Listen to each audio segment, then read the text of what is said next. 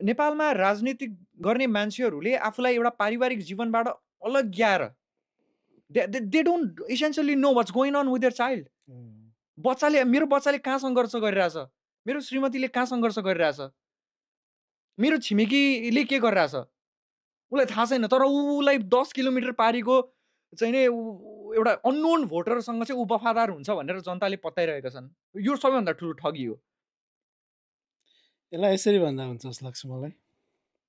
Simple भाषामा जस्तै हाम्रो पुस्ताहरू, हाम्रो जेनेरेसन लगायत हाम्रा सिनियर अभियन्ताहरू सामाजिक संस्थामा लागिरहँदाखेरि उहाँहरूकै छोराछोरीहरू चाहिँ सामाजिक संस्थामा लागेका हुँदैनन् क्या।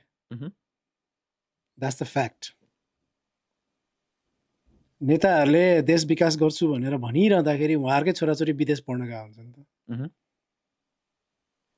उहाँहरू राष्ट्रपति चाहिँ उहाँहरूको राष्ट्रलाई बनाउनुपर्छ भन्ने सोच हो भने त उहाँहरूले त आफ्नो छोराछोरीले नेपालै बसेर पढ भन्नुपर्ने हो नि त, होइन? अब भन्न चाहिँ देश बनाउँछु, देशको शिक्षा नीति राम्रो छ, हाम्रो शिक्षा नीति राम्रो छ भन्ने, तर मोस्ट अफ द लिडरहरूको छोराछोरी अथवा बुहारी अथवा चाहिँ दे आर अब्रोड, होइन? Either UK, USA you know wherever they are, Australia, होइन?